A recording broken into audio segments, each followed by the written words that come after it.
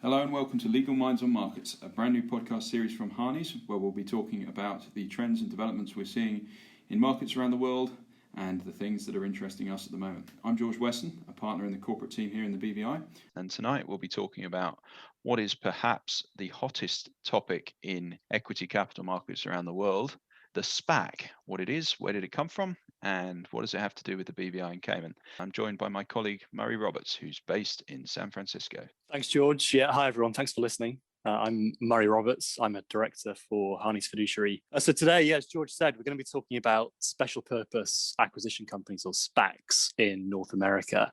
Now, these vehicles have been around for a while, and George, you and I have been around for long enough in this market to have worked on some of the deals that were happening as a result of SPACs that listed in the last boom, sort of 7-8 years ago or so. And I think it's fair to say, though, that the SPAC boom that happened in 2020 was, pretty much unlike anything the market had seen before. Now, for folks like me who like digging through the data, there's some great resources out there, SPAC Insider, SPAC Research, and other databases. And looking through some of these stats from 2020, there were just under 250 SPAC IPOs that took place last year. And on average, they raised about $330 million each. And to put that figure in context, it's about 5 times the number of SPAC IPOs that happened 2 years before in 2018. And I think what's really interesting from our perspective, George, is just over a third of those SPACs were incorporated in Cayman or the BVI, predominantly in the Cayman Islands. And we'll get to the offshore part of it a bit later, because I do think it's a really interesting aspects of this phenomenon. But maybe first, George, you can run through a couple of things. Fundamentally, what is a special purpose acquisition company? And, is there a typical SPAC life cycle? What does a typical SPAC life cycle, deal cycle look like? Thanks, Murray. Great questions. Like you, I'm a bit of a nerd, and certainly for me, it's the history rather than the data of SPACs that interests me. And these vehicles have been around a long time.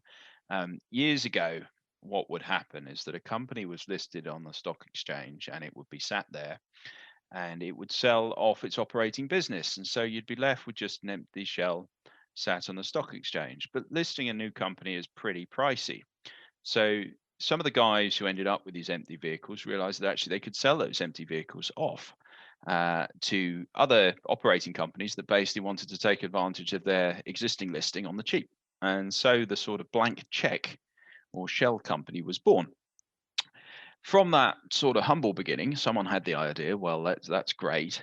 Why don't we go out and list without an operating business and raise money that way?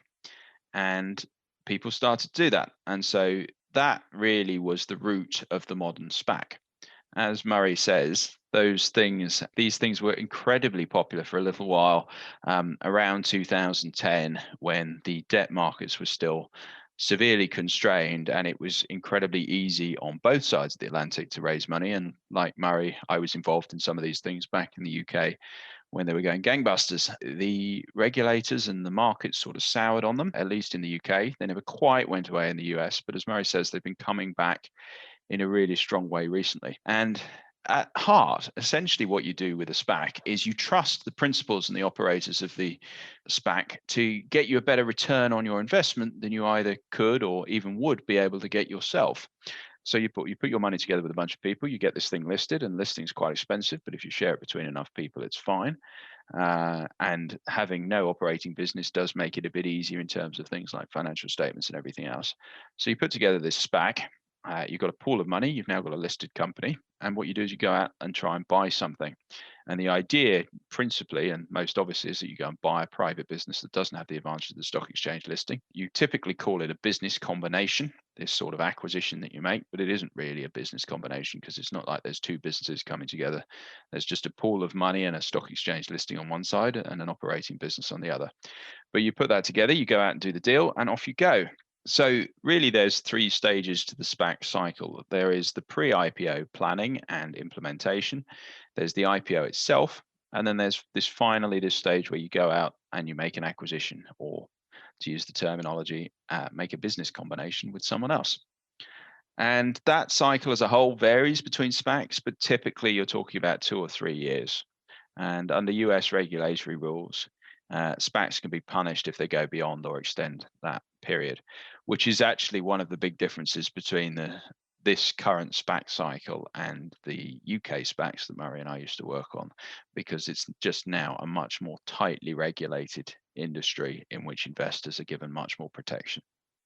That's super helpful. Thanks, George. So briefly going back to the offshore element that we touched on earlier, one of the things I've found really interesting is to go through some of the business combinations that have happened in the last year or so, particularly where the SPAC was domiciled in Cayman or BVI. And what really jumps out at me when I look through some of these deals is just a wide range of targets that have been taken public by offshore SPACs, targets both in terms of industry and geography, so where they're based. So just to give a few examples for the folks listening, in October last year, there was a Cayman SPAC that took public a Boston-based therapeutics company that was focused on neuroscience diseases. Also last year, there were a couple of BVI incorporated SPACs that acquired a blockchain-focused fintech company in Hong Kong. There was a Chinese live streaming video platform called CyanJoy that was taken public by BVI SPAC. So as I say, it's a really broad range of targets that sponsors are looking at. In terms of structure, traditionally it's been the case that sponsors who are in the market for a US-based target would typically form a domestic SPAC, normally in Delaware, and sponsors who are in the market for a foreign target, so a non-US target, would generally form the acquisition vehicle in Cayman or BVI. And in terms of the business combination and the choice of domicile after the de-SPAC transaction, there's a whole host of complex US tax points that can arise depending on, exactly where the target business is going to be based. But generally, if the offshore SPAC ends up finding a target in the US, unlike what it originally planned to do, then the de-SPAC might involve a domestication to the States, or if the original plan is stuck with and there's a non-US target that's identified, there might be a migration to the jurisdiction that the target company is in. So for example, the Cayman SPAC might move to Israel or to Singapore or somewhere like that. So all of this, I think, brings me on to the next point, which I know you want to talk about, which is, for investors, for sponsors, for other market participants like US Counsel, what can these folks expect when they deal with a Cayman or a BVI vehicle? What are the advantages of using an offshore SPAC? Another great question. So I think you can group this into two parts. There are the advantages of using a BVI or Cayman vehicle, which are pretty much inherent to the structures, regardless of what you're going to do with them. And within that, you have a bunch of things. You have a modern corporate law, you have sophisticated service providers, you have a sophisticated court system with ultimate appeal to the UK Privy Council, and you have a common law route, which North American listeners will find pretty familiar and English listeners will find even more familiar. So you have the general advantages of using BVI and Cayman vehicles. And then secondly, you have the additional advantages of using those things for a SPAC. You've already mentioned or hinted at one of them, which is market familiarity. So as you say, Murray, three jurisdictions have really dominated as places of incorporation of SPACs, which is Delaware, Cayman, and BVI, with Cayman leading the charge a little bit. That investor sentiment and familiarity may be very important. There's also the fact that both Cayman and BVI, actually a little bit more BVI interestingly, but both Cayman and BVI have very flexible corporate laws, which allow a wide variety of business combinations and acquisition structures to be used down the line when you get to the business combination or de-SPAC at the end of the day. And you also hinted at some tax advantages of using BVI and Cayman SPACs. As you say, that may really depend on where your investors are located, but it's certainly true that if you are looking globally for investors in your SPAC and not just in North America, it starts to make a lot more sense to look carefully at BVI and Cayman. Finally, if appropriately structured, a BVI or Cayman incorporated SPAC may qualify as a foreign private issuer or FPI, which may reduce your regulatory burden in the United States as well. Thanks, George. Well, it's definitely clear to see why in that context, Cayman and BVI have been as popular as they have been for jurisdictions to form these vehicles. So just to quickly switch focus and talk about some of the trends that have been happening in the market, other than just the frequency and the boom that we've been talking about. So I'm based in California, and I've been especially interested in what's happening out here on the West Coast, both in terms of activity on the sponsor side and the target company side. And I actually think what's happening out here in the West Coast market is really reflective of what's happening nationally. So on the sponsor side, there's definitely been more activity from groups that have got a traditional venture capital or private equity background, switching focus to backing some of these SPACs. So a couple of weeks ago, there's a mid-market PE firm here, HGGC. They launched a SPAC along with Industry Ventures, which is a California venture firm, filed for an IPO about 2 or 3 weeks ago, and they're looking at finding a tech or a tech-enabled target. And there have been a few SPACs as well that have been launched with the backing of Social Capital, which is a VC firm out in California. And they've made acquisitions of a few big West Coast targets like SoFi and Open Door.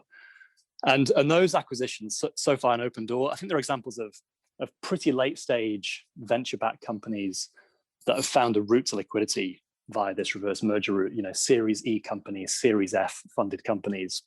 And there's a pretty interesting school of thought out there that in a strange way, SPACs are almost democratizing access to these types of investments that have traditionally stayed in the private market. They would have been continued to be funded by venture firms out here. And suddenly, there's a much wider range of retail investors who can potentially access these investments.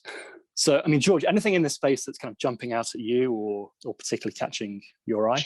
Sure. I think that there are two really interesting things to watch in this space. I think the first thing, and as you say, Murray, I'm a capital markets and M&A lawyer, but certainly on the M&A side, what seems very interesting to me is that over $80 billion was raised in the US through SPACs last year, and this year has started going at an even faster rate. That is really going to drive a lot of the M&A activity that we see, certainly in North America, but also around the world for the rest of this year. So we're really going to see SPACs, I think, taking somewhat of the role that private equity has historically taken as really driving a lot of the M&A activity that we see. So I think that amount of dry powder that right now is sat in SPACs is going to be fascinating. I think the second thing that's been really interesting me, and we've had a number of conversations with people outside the US about this, is how do other stock exchanges around the world respond to this? And we already mentioned that there was some historic issues in the UK around SPACs and a feeling that investors were being taken a little bit for a ride that led to some regulatory changes there that really shut the market down. But we've been talking to a bunch of UK firms, and they've said that they're in discussions with people at the listing authority, and the listing authority is quite receptive to that because there was more money raised through SPACs in the US last year than was raised in the UK as a whole. And if you look at other jurisdictions like Hong Kong, for example, where BVI and Cayman listing vehicles have been very familiar over the last few years, there are listcos that would have thought about a Hong Kong listing that are now thinking, well, actually, hold on, everybody loves SPACs at the moment. If we list a SPAC in the US, we'll have a much easier access and route to capital. So I think the extent to which other jurisdictions start to really respond to this, and whether Delaware starts to fall away and BVI and Cayman vehicles become even more popular as SPACs start to spread globally, is something that I'm really excited to see and maybe take advantage of as the next few years develop. Yeah, completely agree. It's going to be fascinating to see how that plays out. I fear that we could talk all day and all afternoon about SPACs, but I think we're getting signals that our time is up. So no problem. Appreciate your time, George. And yeah, here's to 2021 being just as active as last year was in terms of SPACs and the M&A that follows. Thank you very much, Murray. As always, a pleasure. Let me leave you with one question, a slightly unfair question to put you on the spot on, but from your perspective, in one word, SPACs bubble or trend? I would say bubble for the next couple of years. Okay, interesting. Thank you very much, Murray. As always, an absolute pleasure. Really Great nice pleasure. talking Thanks, to you. And if anyone has any questions about any of the matters we've discussed today, please feel free to contact Murray or I or your usual Harney's contacts. Thank you very much.